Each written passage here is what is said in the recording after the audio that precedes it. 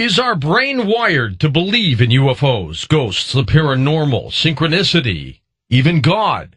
Up next, Matthew Alper joins us, the God part of the brain. And let's get into that. Tell us about the premise of all of this, the God part of the brain. Okay.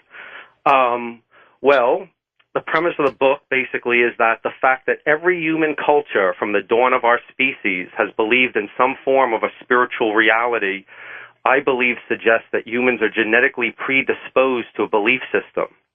So I'll step back a second. Basically, there's a science called sociobiology, predominantly created by a man, Edward O. Wilson, a two-time Pulitzer Prize winner and highly esteemed scientist. And basically, according to Darwinian evolutionary theory, any trait we possess that's universal to a species must have a genetic component. So, for instance, the fact that all cats have whiskers, or dogs have tails, or butterflies might have a specific pattern on their wings isn't a coincidence. It's part of their genetic makeup.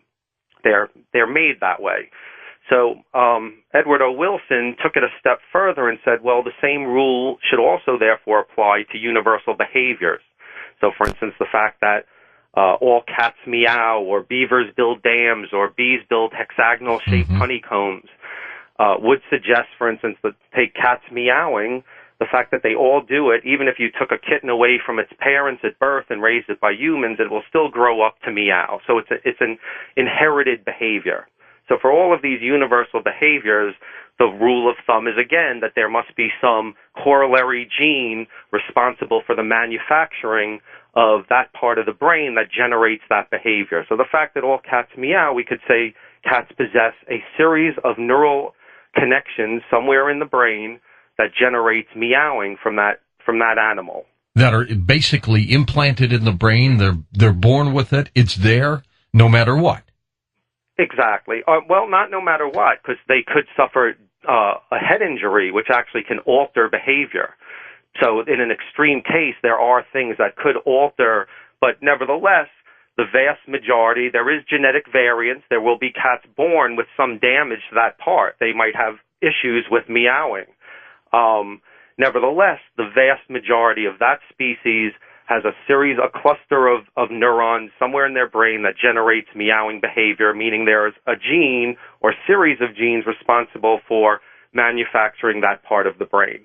This series of genes or gene, how did it get there? Who put it there? Well, you could apply that question. Now you're jumping, leagues ahead of places I was expecting to go, the broader questions, but you could ask that of basically any natural event. You could say, how did the earth get here? How did life get here? How did water get here, etc.?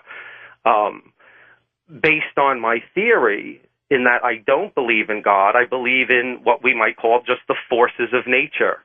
They're, however you want to look at it, a series of accidents, a series of events that have occurred, manifestations of reality, or at least as we perceive it. But I don't believe that there was a grand designer. I don't believe there was a conscious entity that put it here. So the genes are just, another one of the many magnificent manifestations of nature unfolding.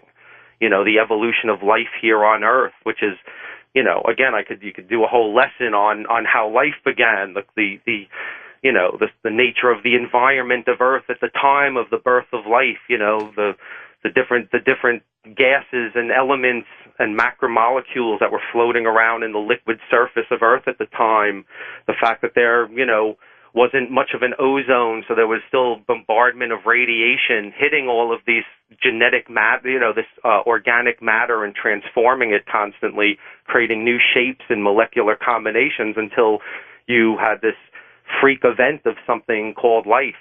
A combination of molecules that absorb energy to maintain their nuclear identity, basically. So suddenly a combination of a very complex combination of unstable molecules began using the energy from the sun and the way the sun was absorbed by the earth to maintain stability, basically to become alive. So again, we're jumping kind of ahead. You're asking me, did God make genes, or where else would they have come from? So for now, I'll just stick with, I believe it's just part of the process of nature, the physical universe at work. When you wrote The God Part of the Brain, how long before you wrote that book were you thinking about writing it? The moment I had my eureka experience where I came up with the core concept. Okay. I wrote down on a piece of paper the God Part of the Brain. I was in the middle of writing a screenplay. I haven't touched it since. I basically knew that this was my next project because this was something that I had been looking for answers for many years, basically since I was a child, and I came to terms with the fact that I'm one day going to die. I figured before I really want to know anything else, I want to know, what does that mean? Is that the beginning of some new gateway to another existence, or is that a final ending to eternal nothingness, the end of my conscious experience? So, I was researching different religions to see what they came up with, and I was, then started to learn some science in school and started to feel like it made sense, and I liked its paradigm. I liked its method, the way that it tested theories. It wasn't just based on one person's opinion. These were tested and validated facts. So I started researching all the sciences from, quantum physics on up through molecular biology and anthropology, and pretty much looking under any rock, that I could overturn to see if somewhere there was an answer, some science, some religion could come up with a answer to, is there a God? And I hadn't come up with one. And then basically, when I had that moment where I came up with the core idea, from that moment on, I began working on the book. So to take the conversation back to the initial question, what is the premise of the book? Let me just sum that up in that I was saying that, for instance, so cats meow, they have a meow part of their brains, we could say. Take humans, for instance, the fact that every human culture has communicated through language, would suggest that there are language centers in the brain. Now, the more we know about the science of the brain, we've uncovered that there are parts we call the Wernicke's area, the Broca's area, the angular gyrus, responsible specifically for linguistic intelligence. If you damage one of those parts, you will lose some part of your ability to communicate through words. So I took that principle and applied it to the fact that after having studied as many world cultures as I could, I found that every single one of them had created a religion and had a belief system believing in some type of transcendental reality, some type of either transcendental or supernatural beings. Every culture had a word for spirit or soul, a belief that that even though we are physical creatures, there's a part of us that when the body dies will continue on thereafter. So I started finding these universal concepts that were existing in every culture, moreover the creation of religions, and that was the kickoff for me. That's when I realized, okay, the mere universality of these behaviors, according to sociobiology, would suggest that there are regions in our brain that are generating these behaviors, and therefore there are genes that create these regions in the brain. So for some reason, nature has implanted in our heads a belief system, whether it's real or not, which then led me to, sort of the follow-up question, which is, well, why would we have evolved such a strange behavior to believe in supernatural beings? And I would guess scientists in pure science, when they read the book, The God Part of the Brain, talk to you, would be probably in agreement with you. And then I would say that theologians, or those people that may be very spiritual, might say, of course there's a God. What's he trying to say? Do you find that to be the case? Do you have that kind of disparity between science and spiritualism? And those people who believe in that side of it? Well, I would say that the majority of scientists are probably atheists or agnostics, have a more secular view of the world. But and there are statistics out there for these things, and I don't remember exactly what they are, but it might be something like, nevertheless, like 1 out of every 4 scientists still have a belief system. And it could be anything from a conventional religious belief system to, they consider themselves spiritual. They believe there's something else out there, but they don't believe in religion. So, which to me isn't really that contradictory, in that I believe that these are specific regions in the brain that generate this kind of consciousness, whether you're a scientist or not. So, for instance, someone could be very mathematical and therefore be drawn to a science, but at the same time, they could also be very spiritual. True.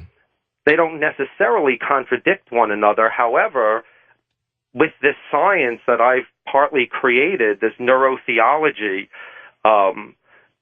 there is now a science that would sort of suggest a more rational view that does not include God as part of the scheme in the creation of the universe.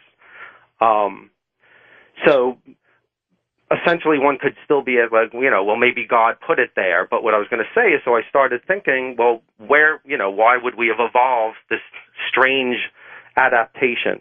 And as I started looking at the different behaviors of man, like, okay, well, this is a unique behavior. No other animal seems to display it. No other animal is building shrines and et cetera, looking up and praying to gods or creating images of gods. So it seems distinctly human. So I started looking, well, what else makes us distinctly human? Well, we're a musical animal. That makes us unique. We're a mathematical animal. Yeah. We're a linguistic animal. We have language. No other animal has language. And then one of the things that separates us maybe more than anything from all the other creatures on Earth is the fact that humans possess self-conscious awareness. We are aware of our own existences. And what I believe is that this adaptation, self-conscious awareness, is really not only what separated us from the other creatures, but is what made us the most powerful species on Earth. So, for instance, whereas every other animal on Earth is basically passive and is subject to the forces of natural selection. So, whereas humans, because we have self-conscious awareness, we can basically control our own environments and alter them as we wish. So if the Earth shifts on its axis and we go into another ice age, for instance, we don't have to passively sit back and wait 10 million years for nature to select us a thicker coat of fur. We can say, I am cold, and we can sew ourselves one. So basically, we have taken over the process of natural selection, which is why I believe humans are done evolving. There's no need for us to evolve. We evolve daily when we recreate our environments with technologies. However, so even though it is what made us the most powerful species on Earth, because it enabled us to create all these technologies to basically change our environment at our will, the drawback was when we became aware of our existences, we also became the first animal to be aware of our own inevitable deaths, the first animal to suffer the anxiety of knowing that those things that threaten our existence cannot be run from or fought. We are going to die. We can build ourselves the biggest fortification on Earth, a giant fortress, and we're still not protected. So we live with the constant anxiety of knowing we are going to die. And I believe that anxiety was so overwhelming that basically it forced the selection of this cognitive modification, which created a part of the brain that compels us to believe that there's this other transcendental force, this other alternate reality through which, even though we believe that we know the physical body will die, we now believe that this spiritual component will live on forever. So now we can sort of go on with our daily routine with the comfort that death isn't final, that when we lose our loved ones, that they're not gone forever, they're still with us. So I believe that was the function behind the evolution of this particular adaptation. So I believe it was a coping mechanism, a comforting mechanism, something specifically meant to help humans survive their unique awareness of death. And as we continued to evolve then, it eventually became commonplace for a human being to believe this.